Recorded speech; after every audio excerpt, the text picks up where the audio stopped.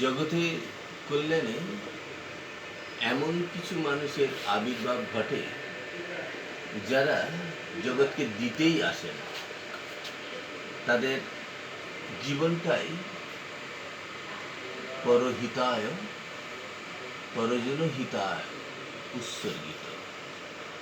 আমরা এইরকম দিক থেকে যদি দেখি, যত সাধু মহাত্মারা এসছেন প্রত্যেকের জীবনই জগতের কল্যাণে উৎসর্গিত।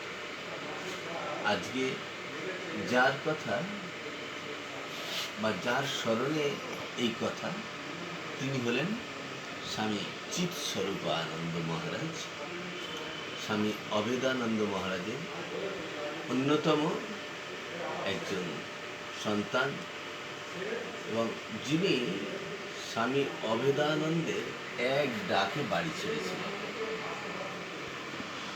আমরা এইরকম আরেকটি ঘটনা খুঁজে বার করা মুশকিল। যিনি বলছেন, তাকে বলছে, সুধীর যাবে? হ্যাঁ যাব।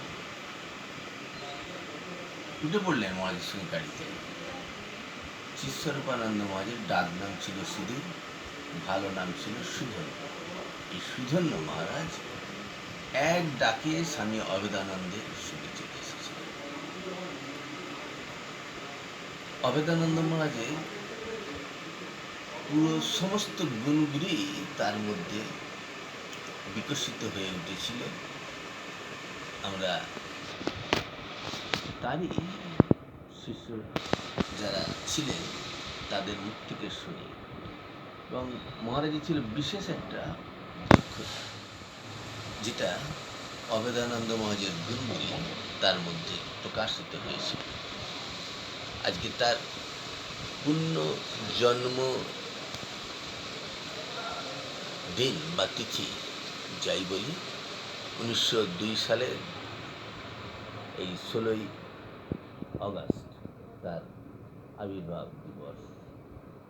আমরা জানি 1902 সালে স্বামীজি আমাদের মধ্যে চলে গিয়েছিলেন। সালের দিক থেকে, আর যদি তারিখের দিক থেকে দেখি, আজকের এই 16ই আগস্টে চলে গিয়েছিলেন শ্রীরামকৃষ্ণ। দুই মহান ব্যক্তিত্ব দুটি সময়ে গেছেন, যে সময় দুটি চিৎস্বরূপানন্দ মহারাজের জীবনে বিদ্যমান। 1902 আবির্ভাব তার, আর 16ই আগস্ট তার আবির্ভাব। এটি যেন মনে হয় তাদের গুণগুলো তার মধ্যে প্রবিষ্ট হয়েছে, ফলে তার জীবন বড় বিচিত্র। সেই বিচিত্র বৈচিত্র্যময় জীবন, যিনি সঙ্গেও থেকেছেন, সঙ্গের বাইরে থেকে নিঃসঙ্গ জীবন যাপন করেছেন। সর্বোপরি তার সান্নিধ্যে এসে মানুষ যেন তার দিব্য সান্নিধ্যে যেন অভেদানন্দের সান্নিধ্য অনুভব করতেন। এটাই ছিল মানুষের কাছে পরম প্রাপ্তি।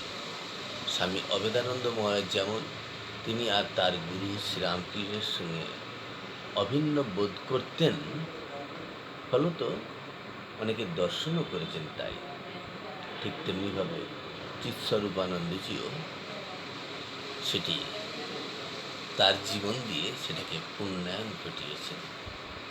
আজকে তার আবির্ভাব দিবসে তাকে অন্তর থেকে শ্রদ্ধা, ভক্তি, প্রণতি। জয়তু রামকৃষ্ণ।